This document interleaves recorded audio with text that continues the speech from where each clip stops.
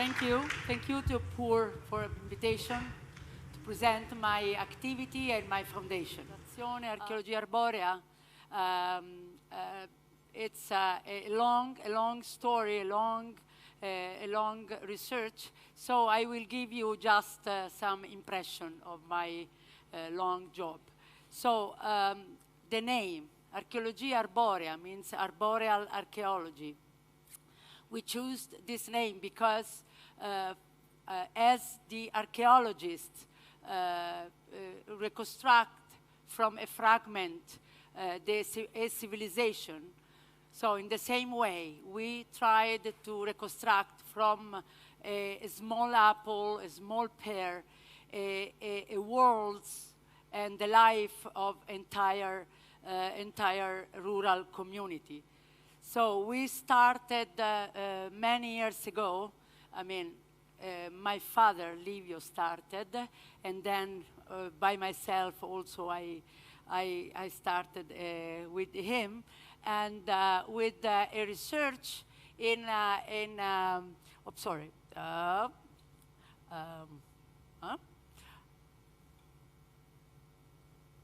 what happens? The first, anyway.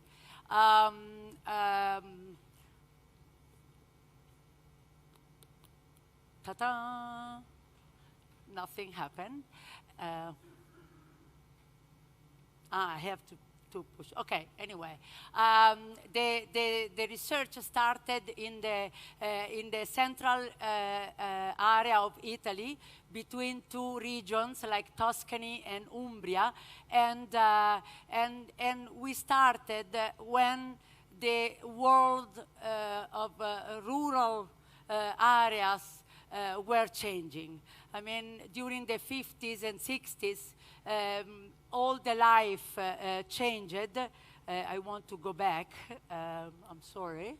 I want to go back. Anyway, all the life of the people changed. Anyway, okay. What happens with the slides? Anyway, the life changed, the rural area, the society, the life of the people changed. So we started to research in this moment, and it was really a race against time, because everything was changing so quickly. So we started where the industrial agriculture was not arrived, like high hills or high hills, mountains, and borders. And of course, we went all over looking for elderly farmers, but unfortunately, we find always more often the abandoned farm, because the farmers, of course, went away. So we visited many places, like, for example, monasteries. Monasteries, especially Benedictine monasteries and abbeys, were really an interesting source of information. You know, Benedict gave his rule just after the end of the Roman Empire, 512. So it means, for me, means that the Benedictines were like a bridge between the end of the Roman Empire and the Middle Age. And in their abbeys, in their monasteries, they cultivated, they studied, they made experiments about agriculture, about plants. So they were really a kind of incredible conservatoires, the abbeys. But the thing that we did was not, we searched not only in the ideal places, we searched also in some unexpected places, like an ex-industrial area where we found these incredible peaches that, of course, were cultivated for 3 centuries, and they were so famous that they arrived also to the court of England in some way. They are very famous, but unfortunately, at the beginning of the last century, the industrialization came very, very fast, and the territory was completely transformed, and then the peaches, of course, disappeared, and now also the industry is closed. So. You imagine, we explored all the territory, and unfortunately, we found in our exploration, we found a lot of orphan plants. Orphan because these plants were cultivated, but the farmers went away, so they remain orphan of their tutors, or the people who selected, who cultivated for centuries. So in this way, they were like mute testimonies. You know, the plants don't speak our language. So what we did was to try to find new words for the plants, to let the plants to tell their long history. So we tried to find these words, and how? We look at, for example, of course, in the antique agricultural texts, or in many documents, antique documents, shopping list, family notes, or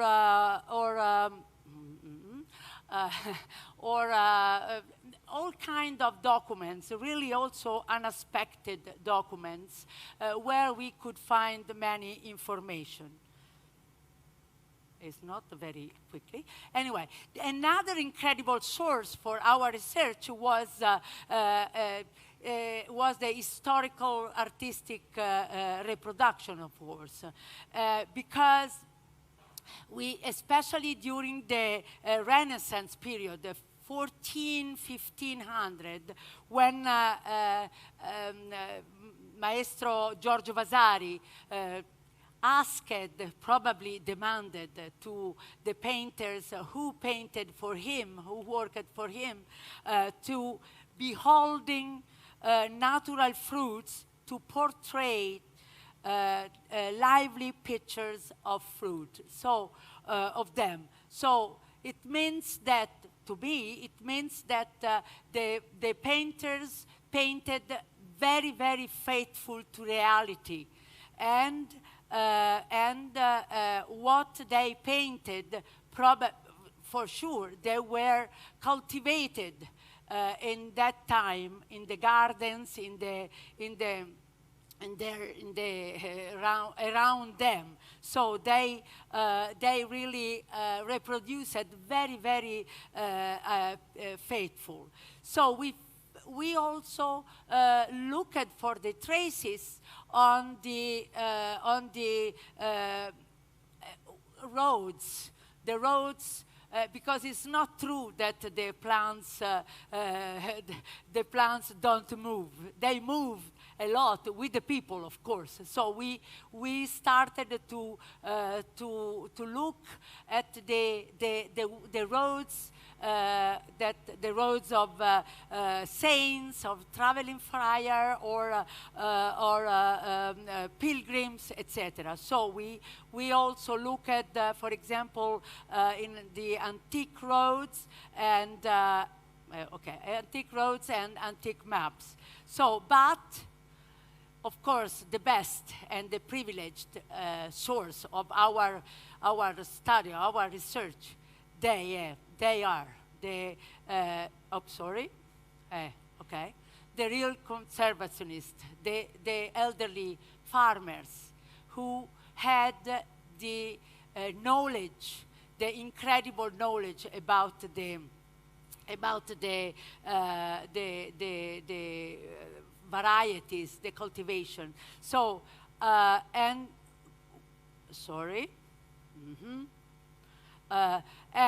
it was talking, but above all, listening to them, that we could try to reestablish. But why he's, no, it's too important, this. Sorry. Oh. Doesn't work. I don't know why. I want, no, after that, okay.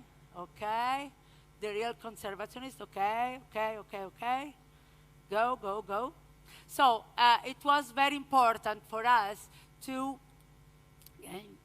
thank you, again, Sergio, okay, again, okay, this is, okay. So we tried to reestablish the thread of memory between the old and new generation. Of course, the elders could not pass their knowledge to the new generation because the new generation were not interested in this kind of knowledge. So for that, we really hurried to save. And what we saved? We saved dozen varieties of pears, for example. Italy is one of the most important producer in the world for pears. We are the first in Europe. So but now we cultivate 5 varieties for 2 million of tons of production. We cultivated 5 varieties. So in the past, we cultivated thousands of varieties, especially, of course, winter pears, winter varieties, and they, of course, were completely abandoned because they are small. They need to be cooked to be eaten. So for that, they are completely abandoned. And it's a nice story about the winter pear, cooked winter pear. In the past, there was a man along the roads who was selling the cooked pear, and the name was Peracottaro. Peracottaro means the man who sells the cooked pear. But now it's completely disappeared. If you say to somebody, you are a Peracottaro, it's a bad word, completely a bad word, and nobody can have time to cook the pears, and unfortunately, because it's a very good food, very healthy and very digestible. So many summer pears that are completely abandoned because they are very sensitive to the transportation. Many varieties completely disappeared. And also dozen varieties of apples, of course. Apples is one of the most cultivated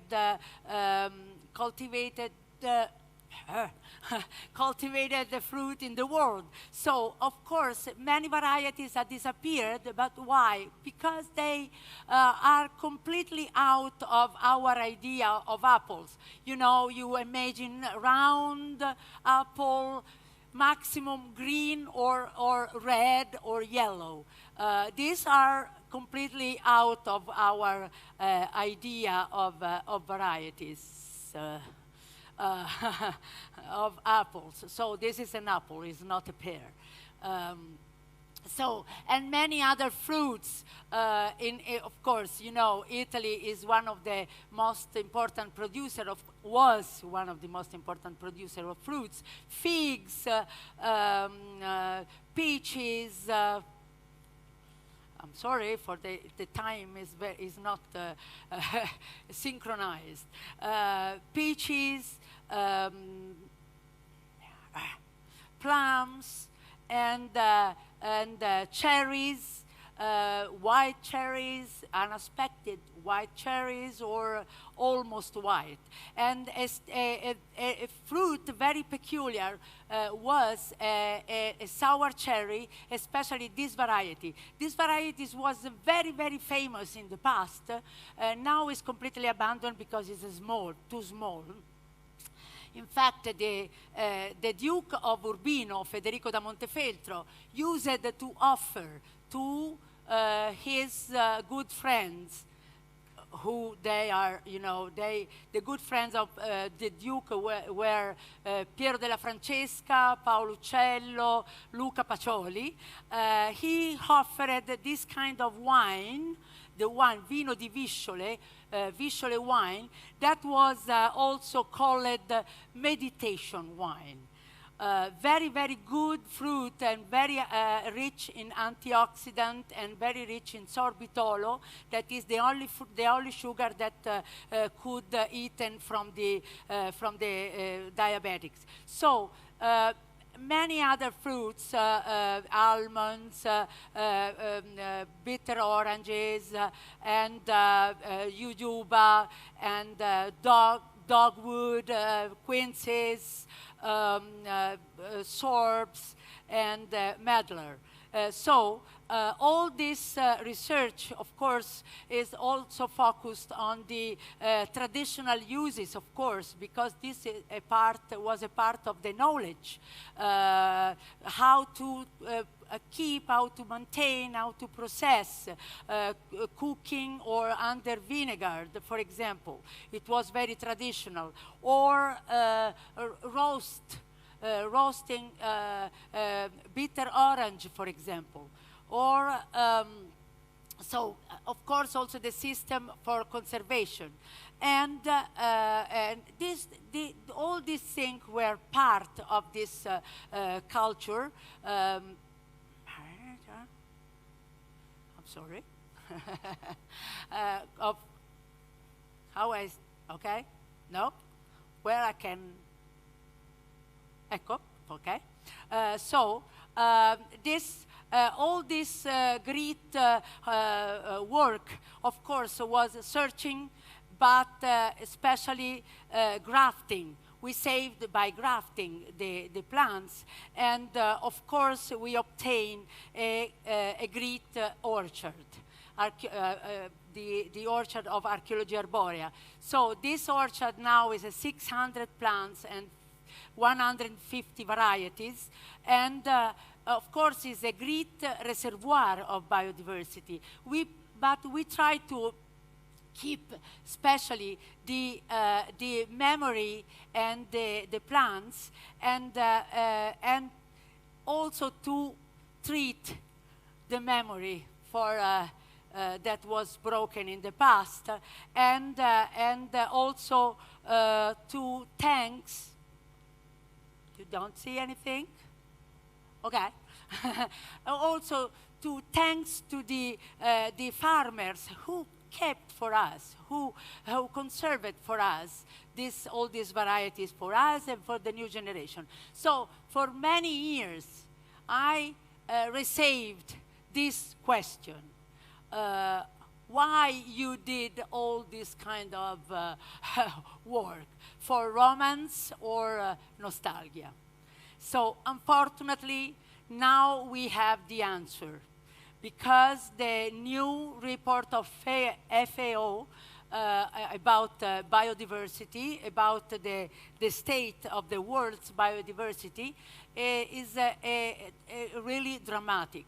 We lost 60% of our resources, and when I say lost, I say forever.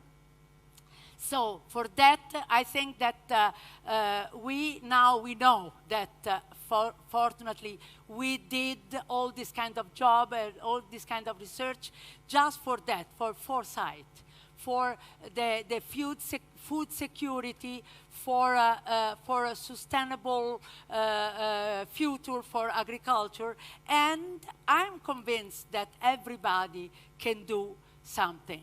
And we are doing, you are doing something, choosing some special fruit, choosing some peculiar variety, and you can do really something to save biodiversity and to, definitely to save our future. Thank you very much.